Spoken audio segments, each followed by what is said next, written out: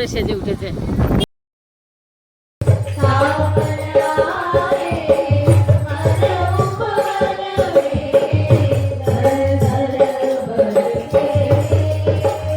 আচার্যদেবের কাছে যখন যাচ্ছি, ওনার কাছে যখন বলছি, উনি উৎসাহ দিচ্ছে কোথায় আমাদের কোন কথাটা কিভাবে বলা উচিত, মানুষ আরো এগিয়ে আসবে ঠাকুরের কাজে।